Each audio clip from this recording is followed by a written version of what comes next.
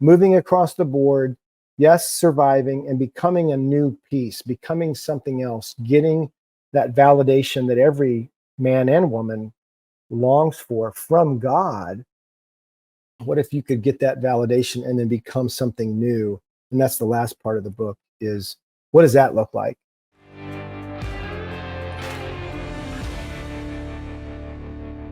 Hey, everybody, welcome to the True Man Podcast. Now, have you ever had a moment of clarity in your life that sticks out to you like you're never going to forget it?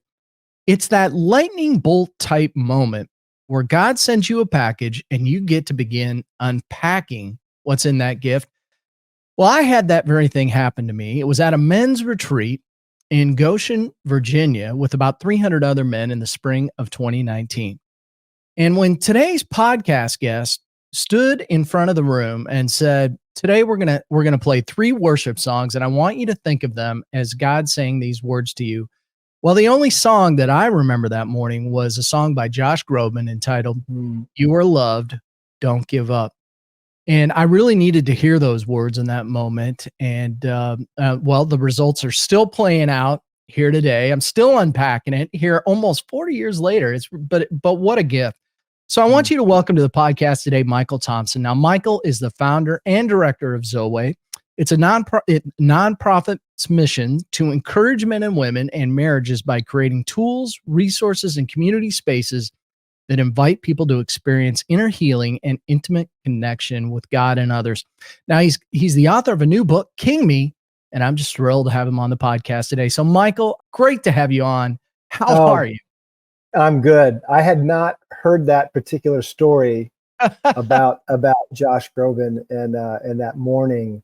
I love that because it happened to me. There's a reason I wanted to play that song, and I remember the first time I heard it, I just if Jesus sings, then he might sound a lot like Josh Groban. Maybe we'll see. But I thought, we hope. Oh my gosh, he is singing to me through that song, and I needed it. So I love that you shared that in the opening. And man, it's good to be with you, Mike. Yeah, was 19 your first event? 2019 was my first event, and there probably would have been a couple more in there, but as you're well aware, COVID had other ideas. Yeah, we got all shut down.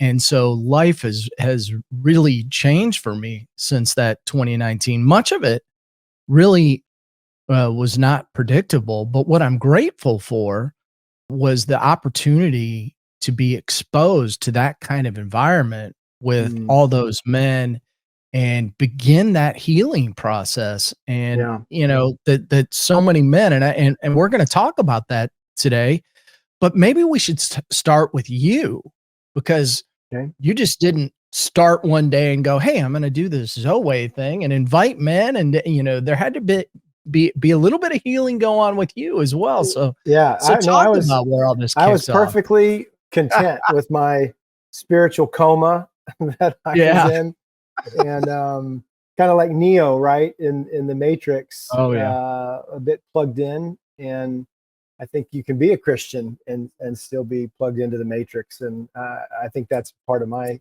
story, Mike. But yeah, I mean, and don't get me wrong, I loved the journey. Grew up in a faith family, Christian, went to church a lot.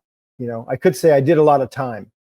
And but I mean, we were Sunday morning, Sunday night, Wednesday night. I mean, it was just and a lot of it really good. From those middle school and high school years, church was quite, it was a place that not only did my family and I, brothers, identify with, but a place that we also learned some of the things that we needed to unlearn, if I'm honest. And service and obedience were a part of that. Sin management was a part of that. I have to laugh because this all sounds a little bit like my story. I get it. We talked, and so, and I think that plays into your question about kind of my personal journey, or hopefully any of us, right, our own evolution in the kingdom. And the invitation to become more. not necessarily do more, but be more. And so I really, with athletics in our family and college basketball and stuff, honestly, Mike, there was a trading in of doing and accomplishing and achieving, because it wasn't just the faith journey. That's kind of what a man faces and what he learns, that I'm valuable based on what I do. I'm valuable based on my contribution. I'm valuable, or I'm not valuable, or in some ways, the conditions are that if I can't do something valuable, then I'm not good, or I'm not good in that space or in that moment. And so I had a lot of that kind of carrying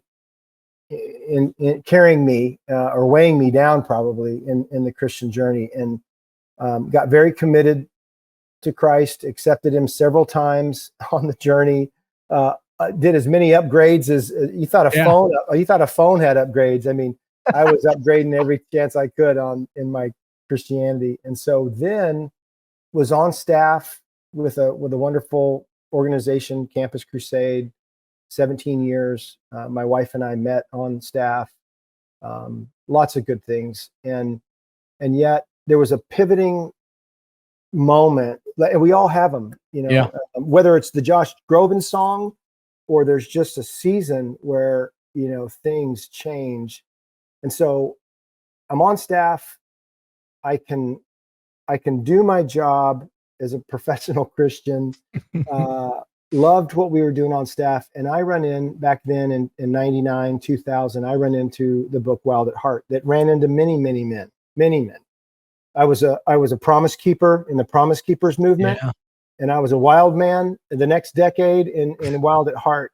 But John Eldredge was talking about things there that were different than keeping 7 promises. Oh man. Yeah. He was talking about some deeper heart issues. And I think one is important. When you're in elementary school, or you're learning simple ways of how things work as a boy, your dad can say, "Because I told you so," and he can say it kindly or he can say it meanly. But the bottom line is, because he's the authority. So, stay right next to me.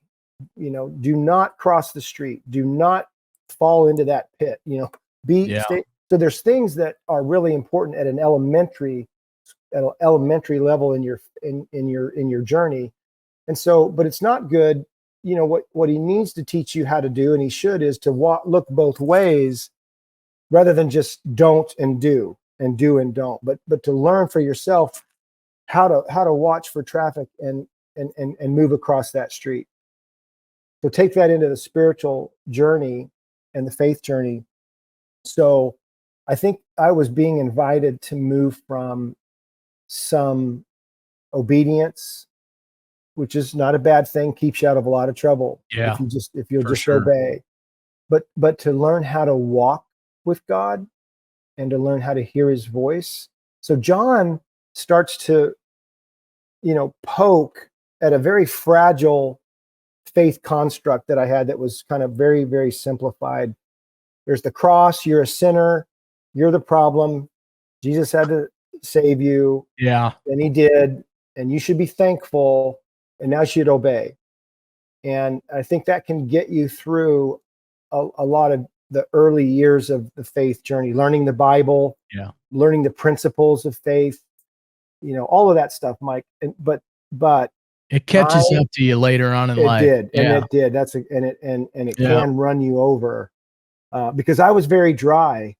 I was in my heart, I would say, was a bit of a desert, and parched, and looking for not service.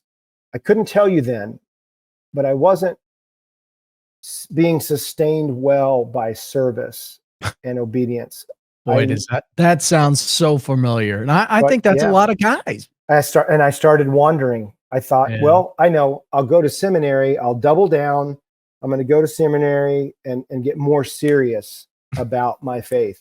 And I'm at the time, how old am I? 30.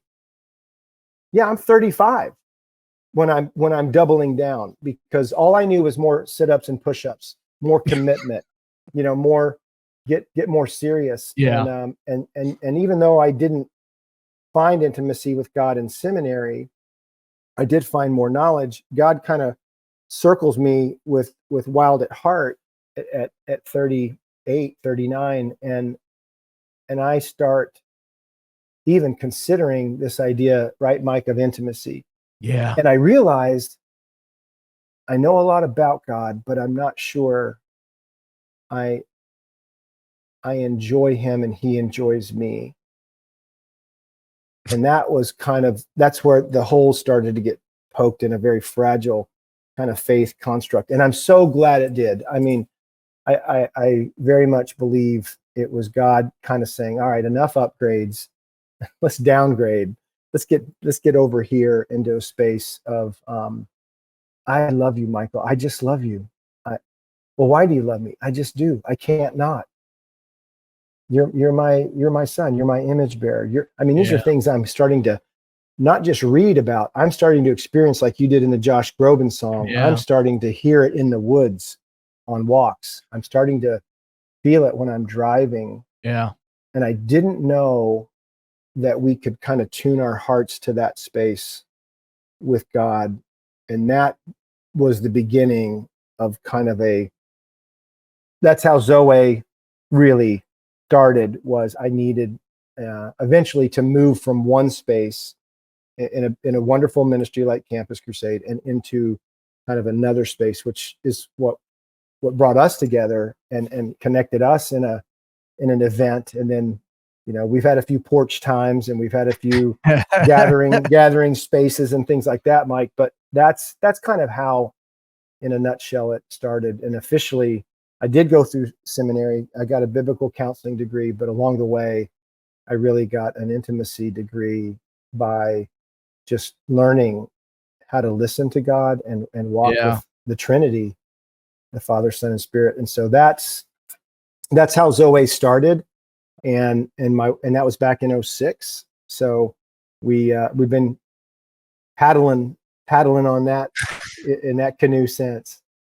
Well, I'm glad you're paddling because, when I started down this trail of being a part of men's group, so we'll do our Haynes Maxwell shout out. It was Haynes that actually introduced Paul Bailey and I to Zoweh, and we started checking it out. And the beautiful part about having somebody in your life that kind of keeps you accountable or goes, well, is this a crazy idea? We go to this retreat in Virginia, or is it, oh, there's my thumb. Paul and I just kind of, well, let's do this. And we had no expectation. We had no idea what was going on. I'd never been at anything like that in my life. And, I grew up in the Lutheran church, and it was funny because I said, it felt like every time I sat down, it didn't matter. I was floating all over. There was somebody from behind me shouting amen or something. And I was like ducking my head. I thought rounds of fire were coming over my shoulder because, we don't perform like that in the Lutheran church. We're pretty stoic, and, but it was really, it wasn't, the song was kind of the epiphany moment, but it was the entire weekend, that opportunity to be around guys that were all searching for that more, that freedom, that intimacy, and that I had missed in very much in the same way that you had in your life. And it really opened up things for me. And I went, well, how do I help guys? This is a shame, we can't have guys wandering around wondering what to do, so I totally get it. And and I encourage people all the time to check out Zoweh's website and the podcast, and because it was such a gift for me, and now I get to pass it on in my own kind of true man community. I love it. Love what you're doing. Yeah, love that. So talk about Zoweh, and then we'll get into the book a little bit, but I want people to hear about Zoweh because of what you guys provide for not just men, but for women and couples. Right. There's a lot going on there, and we don't want to forget our elder sages either. Right? That's right, the old elder sages, those wise, those with wise and discerning hearts. Zoweh. The story of Zoweh it's the Greek word for life. When Jesus says, "I came that you might have life," that word is Zoweh, and it means a quality and a depth of life. C.S. Lewis I found it later after kind of the Zoweh word and its meaning hit me.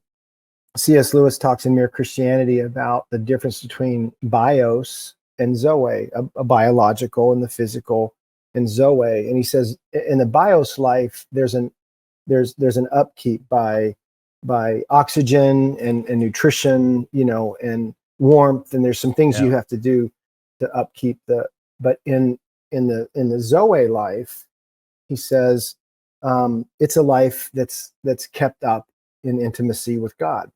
And it was just that day that I kind of came across it in Mere Christianity. I really thought it with my tongue in cheek.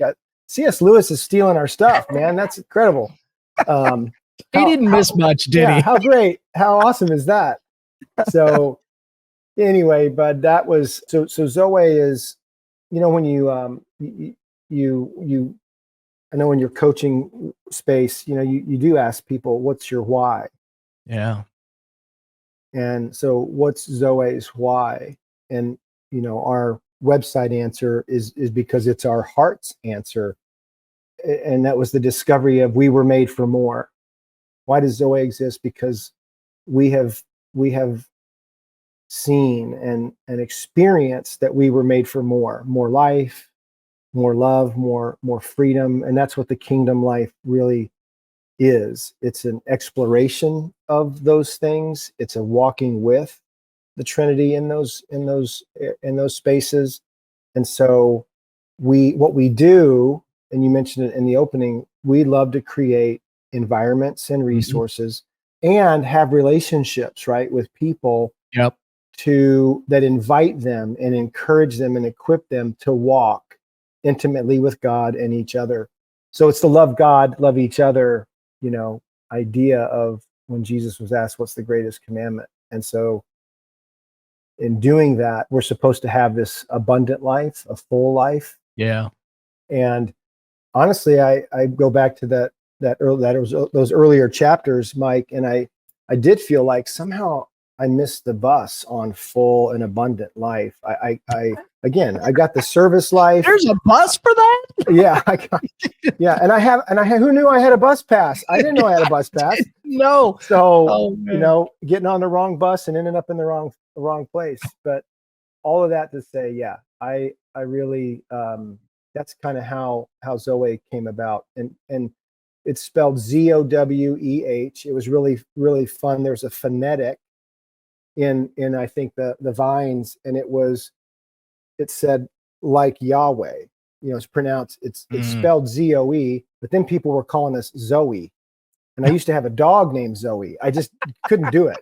So we went with the phonetic of Yahweh, Zoweh. It's pronounced like Yahweh. And so, that's how we got started back in 06 and, kind of transferred our attention to that space. And then over time, we were kind of ransom heart, wild at heart allies in the beginning. And then over time, you discover things in the kingdom. You can use other people's maps, and you should. You should. Other people have written about podcasting. Other people have written about coaching. Other people have written and left, good teaching and good maps on lots of things in the kingdom. But, what's supposed to happen is you're supposed to get to kind of build that foundation of trust and then go exploring with God and discover for yourself that these things are true. And they're not just true because Paul or James wrote them or John or C.S. Lewis wrote them. They're they're true, and you get to discover them, for yourself in that intimate way. And so that's what we'd love to do, is try to help people, get that equipment and that encouragement of, yeah, I think he wants to talk to you too. I mean, he's not mad. He's not upset with you. Yeah. Whatever might be in the way of receiving God's love, we love helping people kind of get some of that stuff out of the way so that they can experience the love and life of God. Well, it's important stuff. I mean, we all have to take a look in the mirror, and so you're probably, if you're doing it and you're taking a good hard look, you're probably not going to like everything you see. But it's an important step, and in your faith life. And speaking of that, I'm going to hold this up for the people. So the camera, if you're seeing this on camera, you can see I've got Michael's latest book, King Me. And I think this is an important book from, first of all, I just love the analogy of King Me, quite honestly, and playing checkers. That's just cool in and of itself. But this book really digs into a little bit further in some of your previous works, like Heart of a Warrior. We're digging into manhood here and masculinity, and unfortunately, when we have to go down this road and we start talking about masculinity and where it's at, it's not in a great place, and so unfortunately, and so, but I think the important part is that we have great books and material that we can look at and go, okay, if it's not in a great place, or am I not in a great place, how can I get to a great place, and what resources can I use, and what's available? So talk about King Me and how that came about,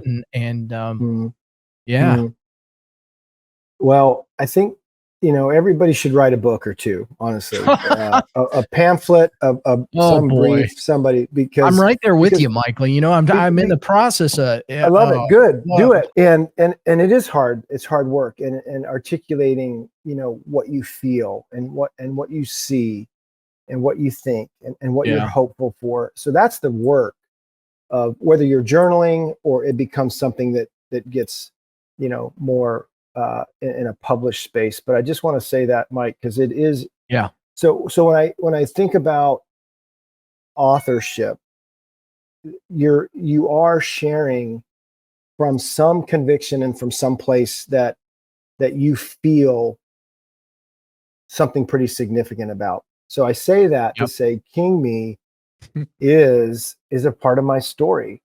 3 years in writing and organizing thought and trying to help, a reader not get lost on all the bunny trails that he could, with, all the things that are happening to us on our journey. So to lay that out and to line that outline up to walk in that. So it came out in March of 23. So probably 3 years or so in the making. But even which I thought was a long time until I started writing. Because you write a book, if you go into that process of publishing like that, you might write it 6 or 7 times, and that's before you get some real deep help, in that editing process. I'm not a great writer.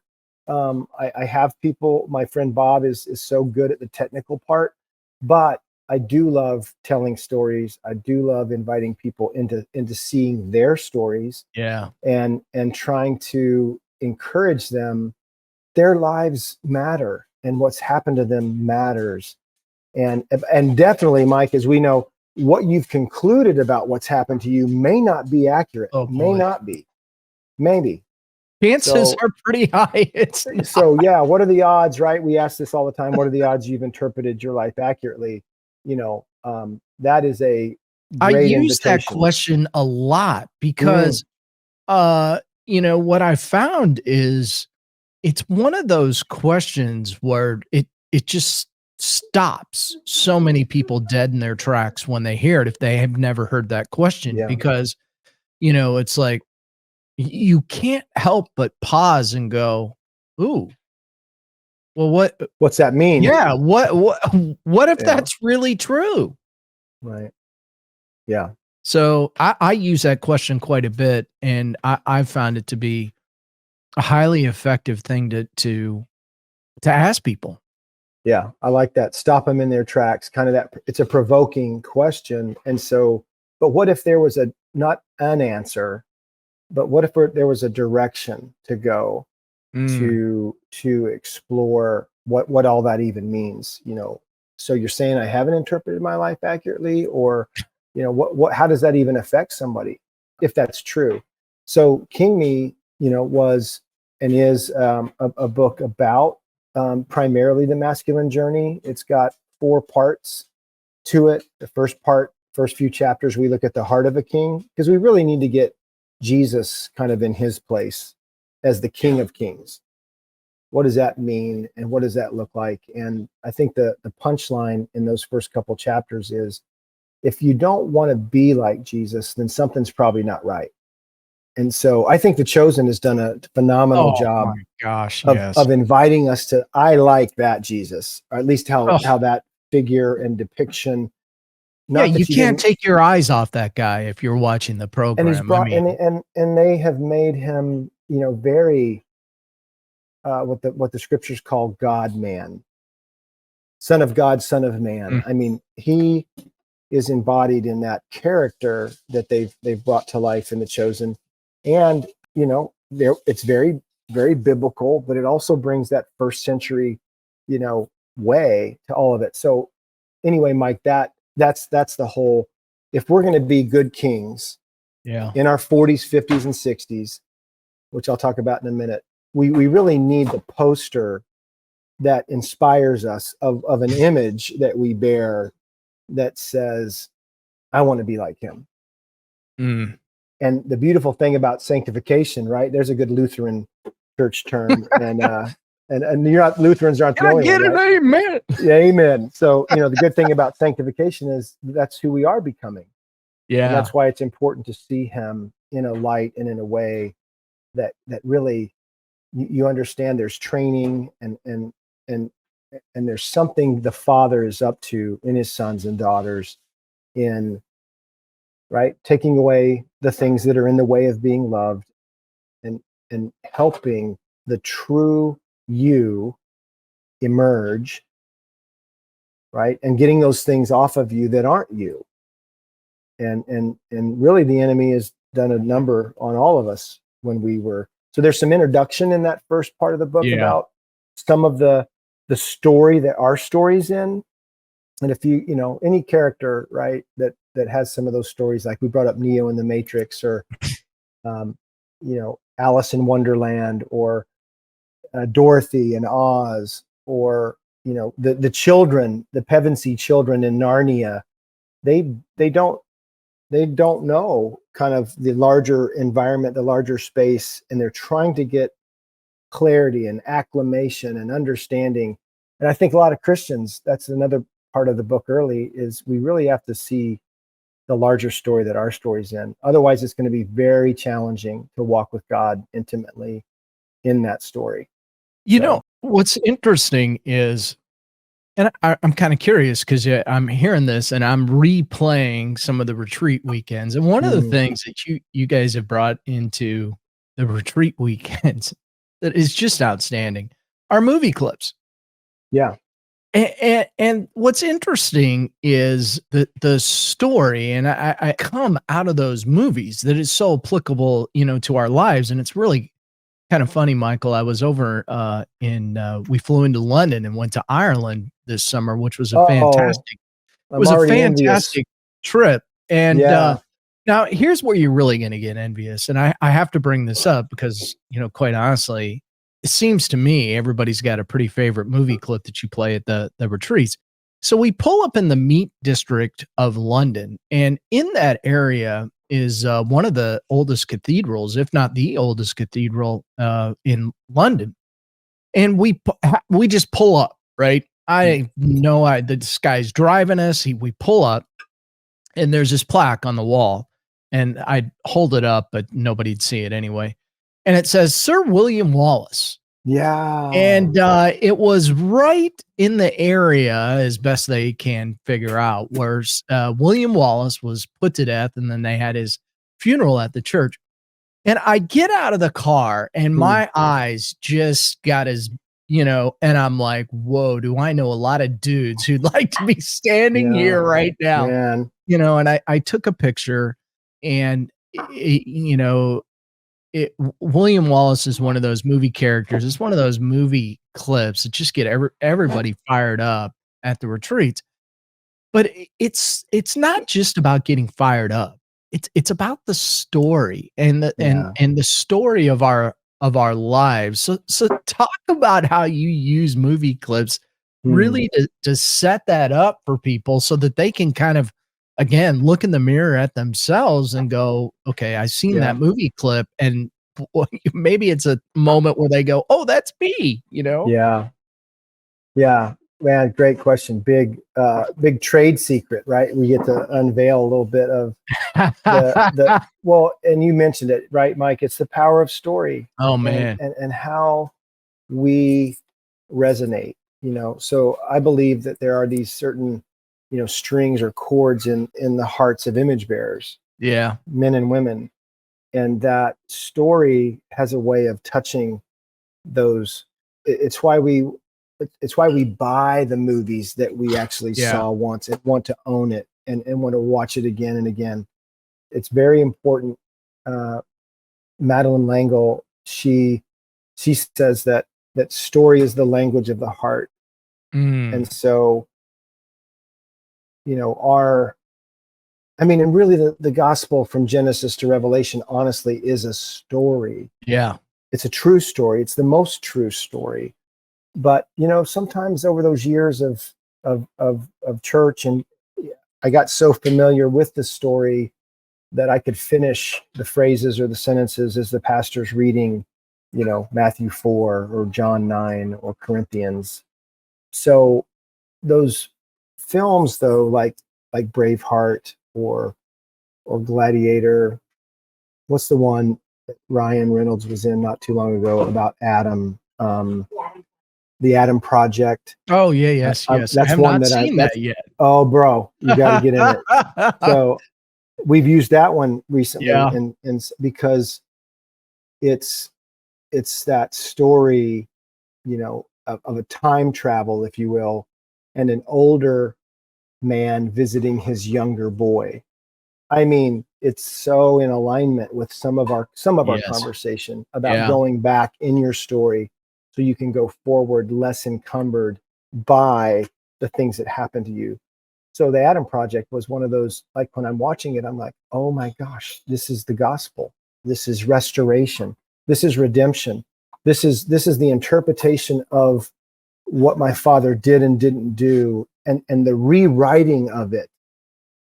Okay, that's enough of the Adam Project commercial. So anybody who, I just highly recommend that story be entered into, because it touches a part of you that you relate to. You'll relate to the characters, the older, the younger, the they're being hunted. Here comes the evil from the future is trying to, not only thwart, but take out, Adam. Interesting, right? That it's Adam, we have our Adam in Genesis, right? And it's the Adam Project, right? And so very, very, Hollywood has been borrowing and Disney has been stealing, all the great elements of the great story, because good and evil, once upon a time, happily ever after, those are the things that we, don't grow out of. And yet those can be the things that we deny our hearts the ability to connect with and resonate with. And I think it's important, Michael. What the movie introduction has done for me is I don't look at anything like that the same anymore. In fact, last night, my wife and I We were doing a little catch up, doing a little rerun of Yellowstone, which is absolutely one of my favorite. Is it? Because I just, it makes me want to be a cowboy. And there's a there is a scene in there, and one of the elder sages passes away while they're out, getting cattle. He doesn't wake up. And I've seen this before, and I'm over there just tearing up. And it was the words. It was just the way everything played out. It was just the message, right? It was just so loving, so tender, the way another man treated another man in a situation where he didn't wake up, and then he, has got to go tell the guy's wife. And, I think 6, 7, 8 years ago, I probably wouldn't have thought anything of it. But it's the tenderness of that moment and the words being said and how it's handled, where you see Hollywood has really touched, and brought in God and whether they know it or not. They're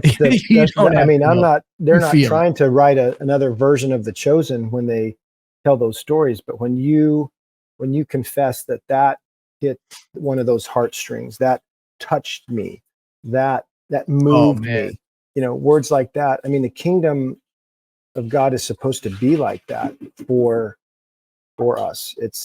And so I think story, to your point and to mine, is you need to know your story. Yeah. You need to know the larger story, and you need to be able to pay attention to how you actually interact, with stories, and whether they are a children's story. My wife and I discovered Charlie Mackesy a couple years ago, who wrote The Boy, the Mole, the Fox, and the Horse. And this is short cartoon, 30 minutes.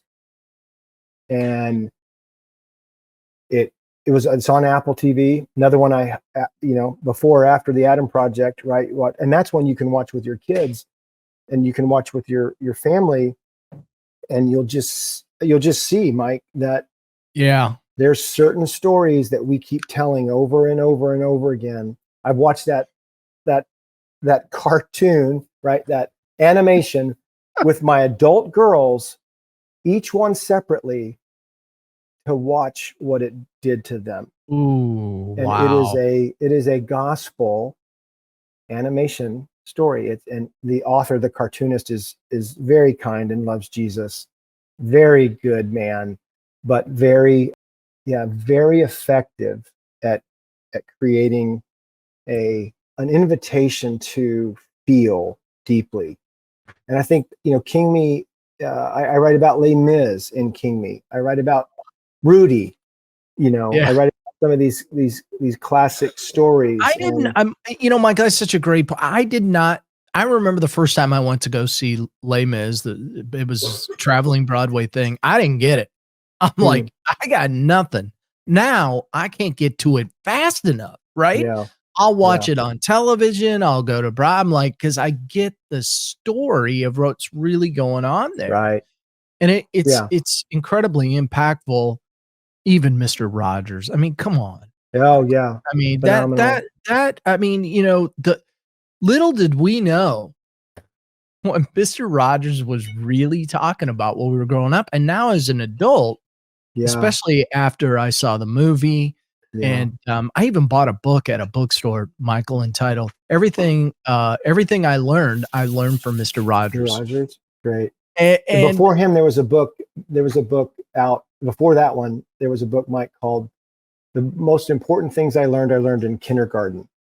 And so, I mean, it's probably a different author and all that, but to your point, I mean, but we get away from this stuff. We get away from it, and it comes back in our adult lives. And, part of the subtitle of King Me is loving and leading in a wounded world. And the problem is we get away from the Mr. Rogers stuff, and somewhere along the line we just become wounded.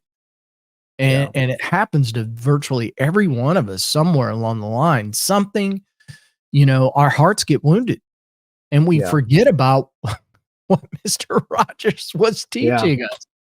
Yeah, that's kind of the middle spaces of King Me, you're teeing me up a little bit, but that's the journey, to look at the masculine journey, to look at the feminine journey, to look at the journey that your heart's on, and to recognize it has been wounding. It hasn't all been good. Even a good or a great mom and dad, eventually you kind of get beyond their jurisdiction. You start to move into the jungle of middle school and high school. And now you've got all these other kids. And, before there was social media, there was just the social culture of middle school and high school. It's still there, but all this stuff that plays out, even on social media with likes and all the things that are very, very, there's a reason it's so attractive and attracting young hearts. But young hearts aren't the only one, man. I know dudes that, their phone will tell them how much they're on it. They're engaged in their Instagrams and Facebooks and stuff. But I think there's a it's not a false sense. I don't want to say that much, but our desire to connect can really pull us into kind of a lesser way of connecting than real interaction and real being with and having conversations. Texting somebody, it's not the same as having a conversation with them, though you can connect. Yeah. It's just a different form of connecting. But that second part of the book is the journey of a king. So there's the heart of a king and the journey of a king. And it's just inviting a man to look back over the decades of his life. We call it developmental psychology in university and high school spaces with those. Yeah. What is the developmental cycles that we go through? What do we need at each cycle? So we kind of dive into that, into the middle part of the book. And to your point, really shed as much light as we can on wounding moments that happen along our journey, people who were supposed to love and encourage and protect us.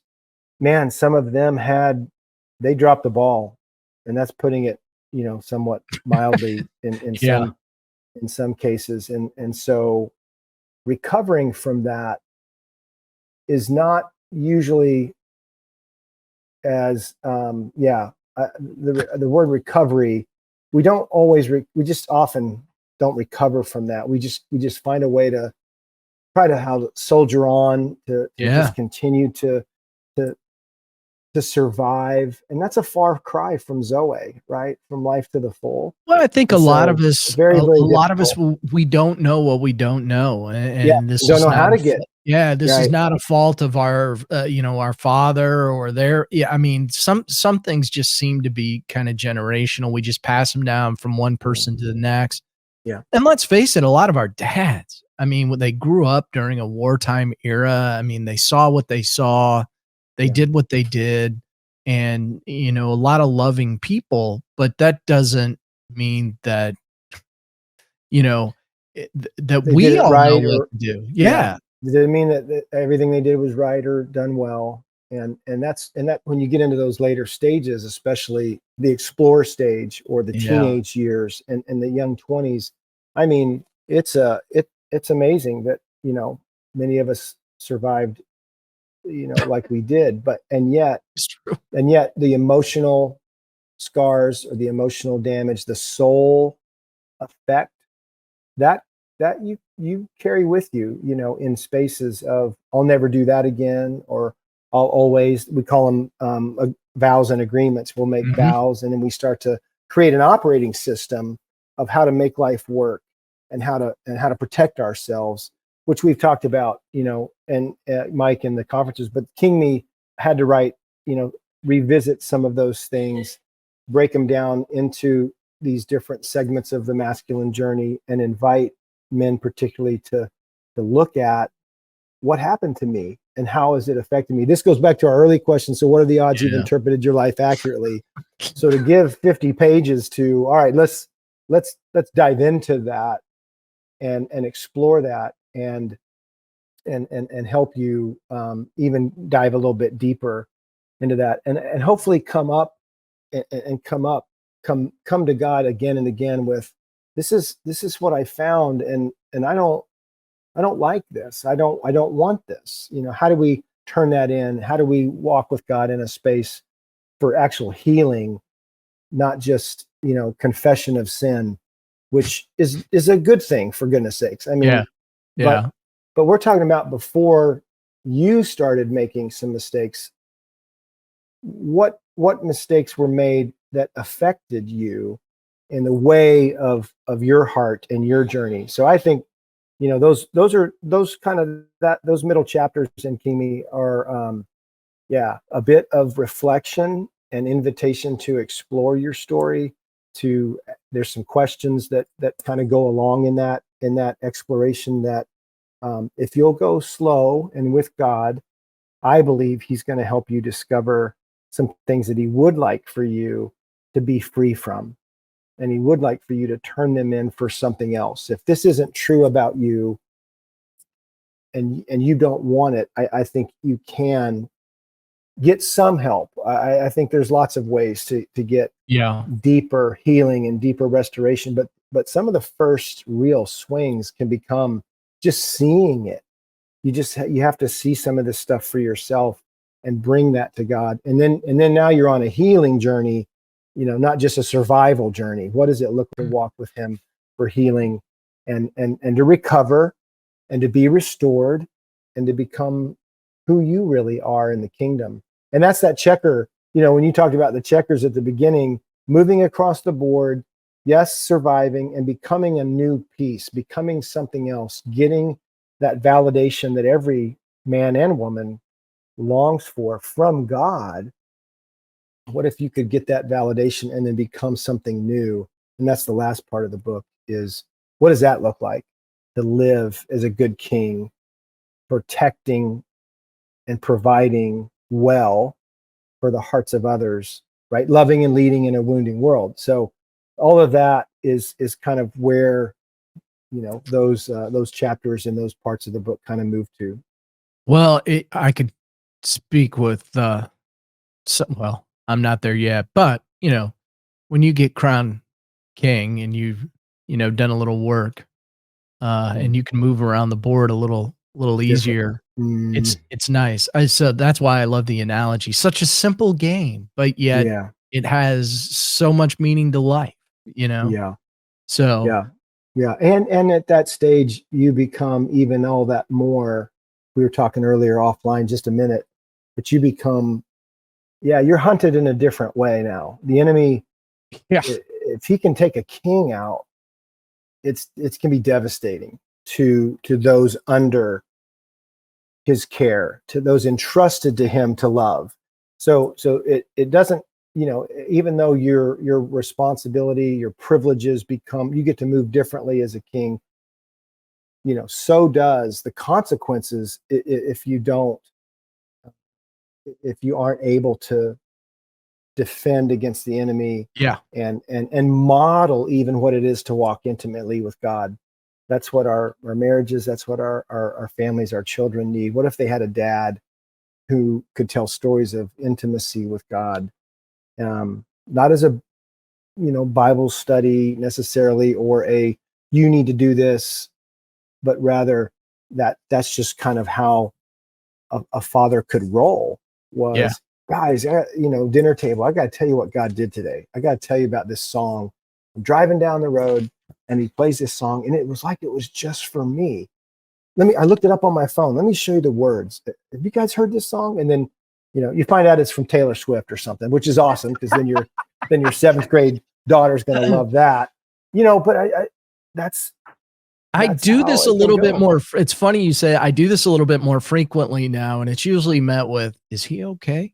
He's really okay. What's going on? What's the matter with this guy? But that's the beauty of getting involved. Organizations like Zoweh and attending these retreats and getting reading the material, and there's small groups covering the country now. That you can get connected with on Zoweh's website. So I always encourage that. And if you don't even know where to start, certainly reach out to me and I'll steer you in the right direction. But this isn't about me. It's about you, Michael. So tell everybody how they can get a hold of you, how they can get hold of the book, Yeah. and and get a hold of the podcast. Can be scary to listen to, guys. This is true story, Michael. I dropped my daughter off at college. She's a freshman this year. And we get home from the drive, and I said to my wife, I got to go for a walk. And sure enough, here's Michael and SJ on the podcast talking about Dangerous. And I thought, I listened to the whole podcast, and I'm like, wait a second. I just dropped my daughter off at school. That's kind of dangerous, So anyway, I say that to say this. Great podcast, and I want to encourage you guys to listen to that. So anyway, Michael, tell everybody how they can. Yeah, we're gonna take this podcast and transfer it over there on exploring more because we love you, Mike, love what you're doing, and yeah, we need more boots on the ground. We need more encouragement and resources. Guys need the equipping to do a very difficult job, right? To love well and to be loved well is really a critical beginning to that of loving well. So I love that we get to do this with you, Mike. And so Zoweh.org, ZOWEH, Zoweh.org is our website. Lots of things that are there, downloadable, free things, devotionals. You can sign up for the daily orientation, which is excerpts from the book and other team members who've written some really wonderful things to put in your inbox during the week. And yeah, the books, Amazon for King Me, you can get them on our website too. There's author resources and encouragement, journal workbooks. You can find these books on Audible. If you're an Audible, that's your deal.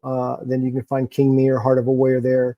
And yeah, I would, say, man, come get away with God for a few days. Oh man, yeah. The next one is April 25th in 2024. We'll be back at Goshen where you were. We love to partner with Young Life Camps, great environments there. So that's in Virginia, but we'll have 25 states represented, 400 guys, and free time is, nap time, fly fishing, shotguns, frisbee. And yet I think the ingredient that we learned that was most important, right, Mike, is time away with God, time alone with God. So we don't jam the weekend with sessions, even though it's a pretty full. It's full. 3.5 days. Yeah. I think the secret sauce is those 30-minute breaks where you're getting to just move slower, find a place to sit down and ask God a few questions and see what comes up. See what he might have to say, see where he might take you. And so, yeah, that's how we would love to connect with your friends and your allies, your audience at True Man. And those are ways that, we can build some bridges, bro. Really love to do that. Amen to that. So go check out Zoweh and Michael. This has been so awesome. I've been so looking forward to this. So it was great having you on today. Appreciate you being on the True Man podcast.